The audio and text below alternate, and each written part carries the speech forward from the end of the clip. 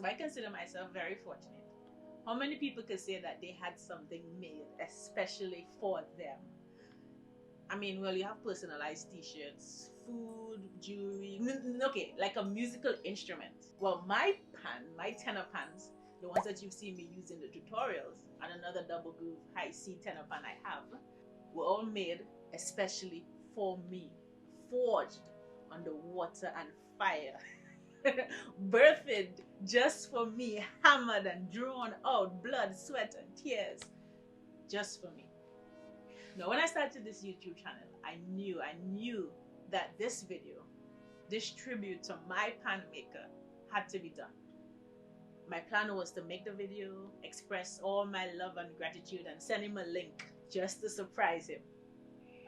But, you know, as of January 2021, that plan had to change slightly.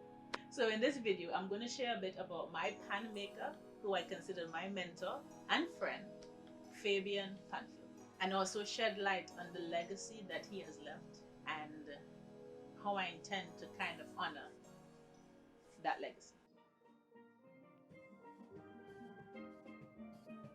Hey Ash, how about I introduce you to an interactive way to teach your class? Yeah, that was Fabian. Always trying to help me out, always trying to show me new ways that I could help teach the gospel of pan. So in 2016, the end of 2016 is when I first met Fabian. A friend of mine needed a pan made, and he was recommended to me because he made pans for our boys' steel orchestra in Tobago. We actually met over the phone, and we were going back and forth as to what kind of pan to get my friend and so forth. And in there, I don't know, he's not that much of a social person, and I wasn't. We really corresponded a lot. And he was very interested in what I was doing, and he was very open about some of his plans and his ideas for the instrument. And, you know, for me, I just found his mind was just, he was like a genius. The things that he thought about, the directions that he wanted to go, and me sharing what I wanted to do, I felt, the word is, I guess, welcome. And that was very important for me, the feeling of being welcome. So in 2017, I went home and I visited Fabian, and I spent a few days learning how to tune. I messed up my shoulder, so I couldn't sink the drum, but you know, I was still able to hammer down some notes. That was definitely an eye-opener for me, because for the first time I felt like I've met someone who was willing to share, who was very open and willing to share. And not only that, I also felt like I had met someone who not only were they willing to share, but they were very encouraging of some of the ideas that I had. To me, Fabian was a genius. There was nothing that I think that Fabian couldn't do. I keep asking him, like, what can you not do? He was skilled in so many different aspects. He really was a lover of knowledge and a lover of wisdom.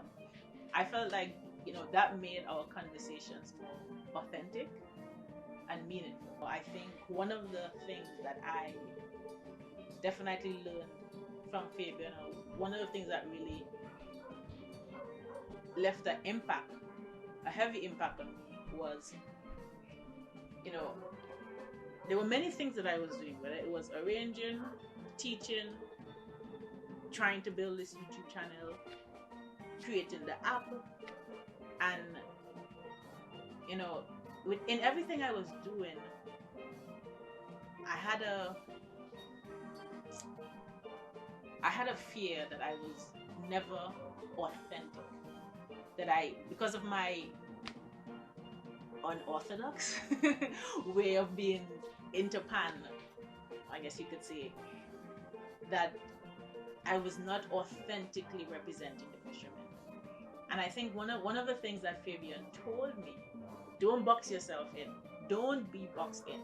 And for me, getting that kind of feedback from somebody who is making pans and in making pans, someone who's a defining person in the pan process, and that was huge for me, and that really made me much more accepting of what I was doing, accepting of myself, made me realize that my search for authenticity was actually keeping me back, you know. And I think that is, I mean, I think I try to tell him already all the time, but I think that for me, when it comes to the encouragement and motivation that he showed, I think that was the main thing for me. You know, there was no part of my pan future that I saw that was not going to include him. Fabian's legacy for me, I think there's so many things to take away from Fabian and the kind of person he was. He had a very interesting sense of humor. As I said before, he was knowledgeable. He was very interested in knowledge. He was very skillful. And I think he believed that he could do anything. So he was never afraid to try and never afraid to experiment. The biggest thing was, I think, his heart. Because, I mean, there was one time I told Fabian about a student in my class that was very promising, a young boy. And he asked me, what pan he does play? So I told him, a high C pan. You know Fabian. Fabian make a whole pan for this boy. And he messaged me and he said, all he had to do is pay for the shipping to come up. But I sent a pan for your student. I mean, who does that? Who does that, right? You know, and countless times I would hear Fabian say, yeah, he just painting a pan or preparing a pan for this youth man, for this little girl up the road, to just, you know, whatever. Actually, if you know anybody have any pans, let me know. I want to give some kids some pans. And I mean, that was big. That definitely was big, and I think that was his heart. I definitely am fortunate, very fortunate, that for the short time since 2016, 17, that I had the opportunity to meet Fabian. Yes, he made my pants. Yes, he, you know, taught me a lot of stuff. But, you know, he made a huge impact in me and my journey in pan. And, you know, I don't know if it wasn't for the encouragement and motivation that I got from him. You know, I don't know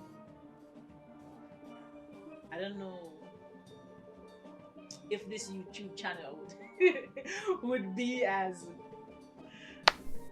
consistent as it is right now. I think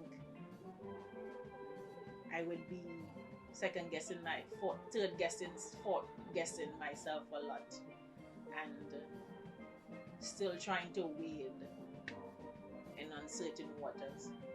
But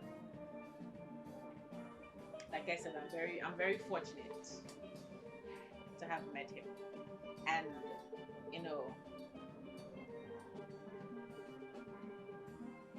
that love and that motivation, that encouragement, and that kind-heartedness, like I feel like I have a duty, a sense of responsibility to ensure that legacy, that Fabian's legacy, lives on. You know, and I think anybody who has met Fabian would say that they feel the same way, because I don't think you could have known Fabian and known the kind of person he is and not now feel a sense of duty to carry on with him.